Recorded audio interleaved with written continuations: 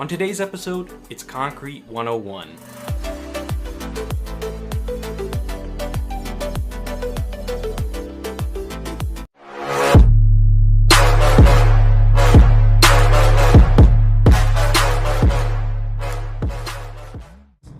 Concrete is one of the most versatile and widely used construction materials on Earth.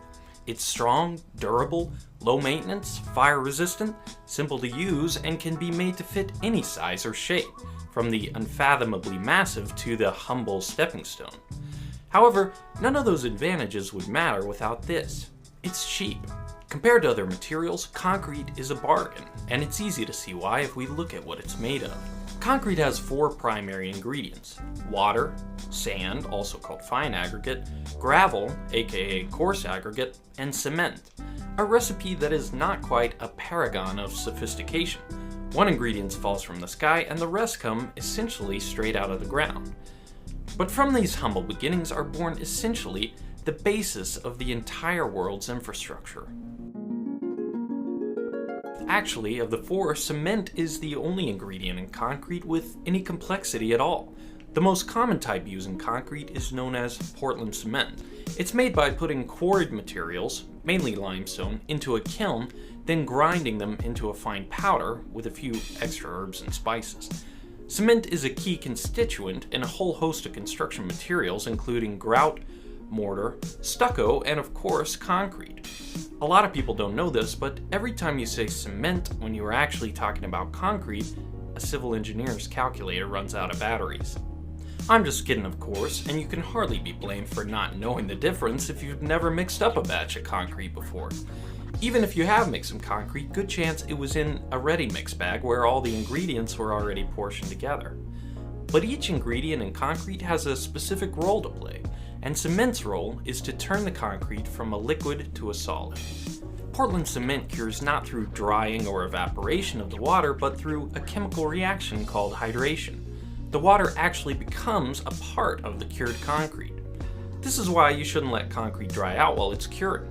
Lack of water can prematurely stop the hydration process, preventing the concrete from reaching its full strength. In fact, as long as you avoid washing out the cement, concrete made with Portland cement can be placed and cured completely underwater.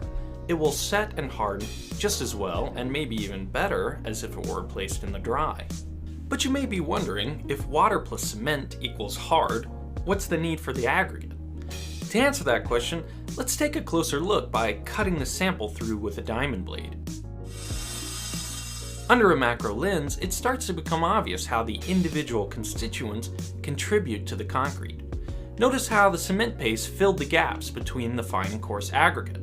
It serves as a binder, holding the other ingredients together. You don't build structures from pure cement the same way you don't build furniture exclusively out of wood glue. Instead, we use cheaper filler materials, gravel and sand, to make up the bulk of the concrete's volume. This saves cost, but the aggregates also improve the structural properties of the concrete by increasing strength and reducing the amount of shrinkage as the concrete cures. The reason that civil engineers and concrete professionals need to be pedantic about the difference between cement and concrete is this.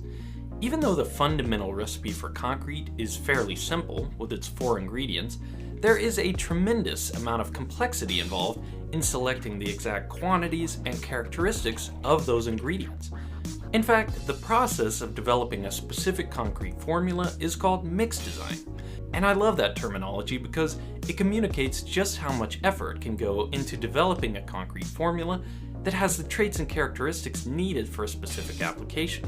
One of the most obvious knobs that you can turn on a mix design is how much water is included. Obviously, the more water you add to your concrete, the easier it flows into the forms. This can make a big difference to the people who are placing it. But this added workability comes at a cost to the concrete's strength. To demonstrate this balancing act, I'm mixing up some ready-mix concrete with different amounts of water. For the first sample, I'm using just enough water to wet the mix. You can see it's extremely dry. A mix like this is certainly not going to flow into the forms very easily, but you can compact it into place. In fact, dry concrete mixes like this are used in roller compacted concrete, which is a common material in the construction of dams. For For the next 3 samples, I use increasing amounts of water up to what is pretty much concrete soup. After the concrete has had a week to cure, I cut the samples out of the molds. It's time to see how strong they are.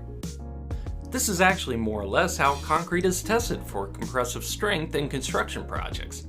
Obviously, I'm not running a testing lab here in my garage, but I think this will give us good enough results to illustrate how water content affects concrete strength. Plus, these cylinders look like they might attack at any time, and we need to deal with them.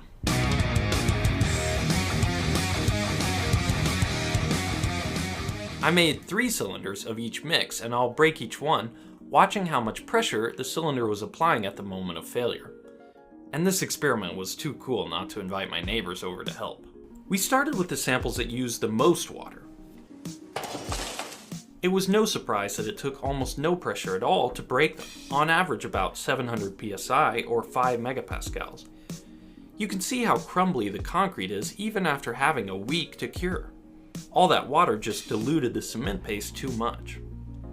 The next 2 samples used the range of water suggested on the pre-mixed concrete bag. These were much stronger, breaking at an average of 1600 and 2200 psi or 11 and 15 megapascals for the high and low end of the water content range. And you can really see the difference in how the concrete breaks.